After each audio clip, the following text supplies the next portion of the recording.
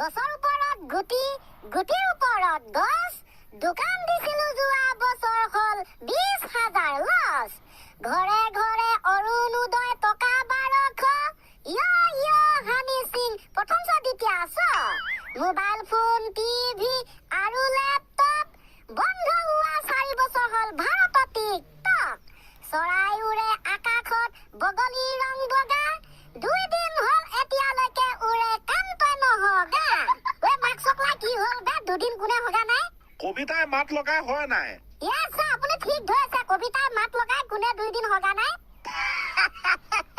কবিতাটো শুনি কিন্তু ফেণ্টাষ্টিক লাগিলে দেই। হ'লেও যাকে তাকে মিছা বদনাম দিলে ভাল নালাগে না ইয়াৰ। দে হ'ব, তইনো কোন, মইনো কোন, ইনো কোন, সিনো কোন, হয় নাই? আমি চব একে। তাৰমানে তইও 2 দিন হ'ল হগা নাই, হয় নাই? দে ঠিক আছে দে, আমি ক্লাছটো আৰম্ভ কৰো।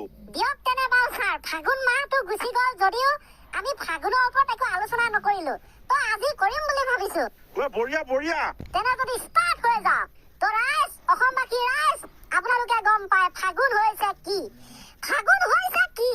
ফাগুন মানে ফটা চুলিৰ বিননি, খাপৰে খোৱা ছালৰ ফৰফৰণি, চকুৰ পিৰপিৰণি, নাকৰ হৰহৰণি, পেটৰ কলমলনি, বিয়া খাই হাগনি, শুকান কাষৰ চেকচেকনি, মজিয়া হৈ জাৰণি, ফাৰ্নিচাৰত চামনি, ঘৰ নহয় যেন হাবি বননি।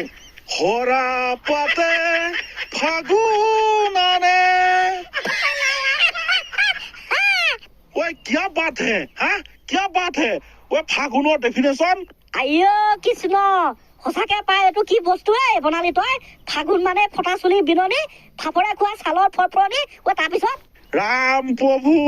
হয় ছাৰ, চকুৰ পিৰপিৰণি, নাকৰ হৰহৰণি, পেটৰ কলমলনি, বিয়া খাই হাগনি, শুকান কাষৰ চেকচেকনি, মজিয়া হৈ জাৰণি, ফাৰ্নিচাৰত চামনি, ঘৰ নহয় যেন হাবি বননি। অৱশ্যে কথাকেইটা যুক্তি নথকা নহয় বাৰু, আছে। ফাগুন মানে ফটা চুলিৰ বিননি, চুলি ফাটে, ফাপৰে খোৱা ছালৰ ফৰফৰণি, ছাল শুকাই যায়, চকুৰ পিৰপিৰণি, ধূলি সোমাই চকুৰ বেমাৰ হয়, নাকৰ হৰহৰণি, নাকৰ বেমাৰ, চৰ্দি, পেটৰ কলমলনি, পেটত অলপ গেছ চেছ হয়, বিয়া খাই হাগনি, বিয়াও তামান হয়, শুকান কাহৰ চেকচেকনি, শুকান কাহ হয়, মজিয়া হৈ জাৰণি, ফাৰ্নিচাৰ চামনি, যেন সকলো তিতা তিতা পৰিৱেশ, ঘৰ নহয় যেন হাবি বননি, গোটেই বনেই বন ওলাই পৰে। This is ultimate logic sir. আৰু আছে ছাৰ। হৰা পাতে কি আনে বুলি কয়? হৰা পাতে ফাগুন আনে বুলি কয়। ইয়েছ ছাৰ, হৰা পাতে ফাগুন আনে বুলি কয়। এটা মানে আমাৰ পৰম্পৰা আছে। তো আমি কৈছো নতুন ষ্টাইলত, হৰা পাতে যদি ফাগুন আনিব পাৰে, তেন্তে হৰা চুলিয়ে কিয় কাঁহী বাতি আনিব নোৱাৰিব? হে, বাতটো সহি হে। এচি বাত হে ছাৰ। হৰা চুলি এসোপা বিক্ৰী কৰি ঘৰৰ বাচন বৰ্তন লৈ আনিব পাৰি। আল্টিমেট দেখোন এইবিলাক চব। ততি ক'ত শিকিলি বা? আজিকালি চব উপলব্ধ। হয় তক, হৰা পাতে ফাগুন আনে আৰু হৰা চুলিয়ে কাঁহী বাতি আনে। এচা খাটাৰা লজিক আছে ফাগুনৰ লগত ৰিলেটেড। তো আপুনি ছাৰ এতিয়া কথা এটা ক'ব পাৰিবনে? অসমত ভয় নকৰা মানুহ এজনৰ নাম কওকচোন। কোনে ভয়ে নকৰে? হে, মই ভয় নকৰো। ই কথা ক'বলৈ আহিছে ছাৰ। ৰাতি ভূতক দেখিলে ভয় কৰে আপুনি, হয় নাই? আৰে মই মানুহকে ভয় নকৰো, ভূতক কি ভয় কৰিম? ইনফেমিলিয়া। তেন্তে যদি কওকচোন ছাৰ আপুনি। কাইলৈ পৰহিলে মই আলফাত যোগ দিম বুলি ক'ব পাৰিব? তহঁতি মোক কি ফচাই মাৰিবলৈ বিচাৰিছ? তহঁতি মোক ফচাই মাৰিবলৈ বিচাৰিছ? আপুনি ভয় কৰে? দে, এইটো হলে মই ভয় কৰিম পাই। মই কেতিয়াও নকওঁ এইটো এনেকুৱা কথা। পুলিচে আহি ধৰি লৈ যাবি, গম পোৱা নাই? গতিকে ছাৰ, অসমৰ সেইজনে একমাত্ৰ খাতৰা ব্যক্তি, ভয় নকৰা ব্যক্তি, নামটো হৈছে জুবিন গাৰ্গ। নামটো হৈছে আমাৰ জুবিন দা। কি জুবিন গাৰ্গে আলফা যোগ দিম কৈছে নেকি বা? আৰে ছাৰ, এতিয়া এইটো চবতে ভাইৰেল হৈ আছে। যোৱা বছৰ তেখেতে কৈছিলে, জাতি ধ্বংসী বিধায়ক কা গৃহীত হলে মই আলফাত যোগ দিম। মোৰ লগতে জনপ্ৰিয় গায়ক বাবু আলফালে যাব। মনত পৰিছে এতিয়া। যোৱা বছৰ কৈছিলে তক। ইমান অপেনলি ক'ব পৰা এজনে আমাৰ ব্যক্তি, সেইজনে হৈছে জুবিন দা। জুবিন দা। এতিয়া বাৰু নিউজটো অলপ বেলেগকে ওলাই আছে, কিয়নো কাখন গৃহীত হৈ গ'ল, বলবৎ হৈ গ'ল। এতিয়া চবে কৈ আছে যে জুবিন গাৰ্গ কিয় এতিয়ালৈকে আলফালে যোৱা নাই। কাৰণ কৈছিলে কা বলবৎ হলে আলফালে যাম বুলি।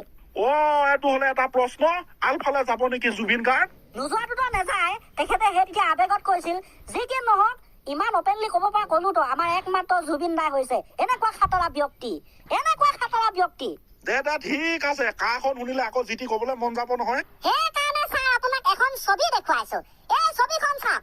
প্ৰথমতে এটা ঘোঁৰা আছে, তাৰ পিছত এটা কুকুৰ আছে, তাৰ পাছত এজনী মাছ আছে, তাৰ পিছত এটা মেকুৰী নাইবা এজনী মেকুৰী আছে তো আপুনি ক'ব লাগে লগতে বন্ধুসকল আপুনিও ক'ব লাগে এই ছবিখন চাই মেলি আপুনি কওকচোন এই ছবিকেইখনে এটা বেংকৰ নাম সূচাইছে সেই বেংকটোৰ নাম কি হা হা ঘোঁৰা কুকুৰ মাছ মেকুৰী এই ছবিখনে এটা বেংকৰ নাম বুজাইছে বেং বেং বেং বেং বেং বেং বেং বেং বেং হয় ছাৰ বেংক বেং বেং বেং যে আমি পইচা থওঁ বেং ছাৰ একদম বঢ়িয়া কথা কৈছ পইচা থওঁ যে বেং হয় না মই একোৱে নাজানো এবাৰ কমেডি কৰিছে মানে হয় ছাৰ কমেডি ইজ কিং দে হ'ব হ'ব ৰ ভাবিছো মই কিবা এটা ভাবি পোৱা নাই কিন্তু ই কি বুজাইছে কোন বেংক ষ্টেট বেংক হ'ব নেকি কেনেকে হ'ব ষ্টেট হয় নাই reserve bank United bank Punjab national অলপ বেলেগ ধৰণে চিন্তা কৰিব লাগিব পুতুককে মই কেনেকে চিন্তা কৰোঁ কচোন ক ঠিক আছে দিয়ক ছাৰ উত্তৰটো কৈ দিছোন কিন্তু কেনেকে হ'ল আপুনি ক'ব লাগিব এই ছবিখনে এটা বেংকৰ নাম সূচাইছে আৰু সেই বেংকটোৰ নাম হৈছে HDFC বেংক এতিয়া আপুনি কওক আৰু গাইজ আপোনালোকেও কওক HDFC বেংক কেনেকৈ হ'ল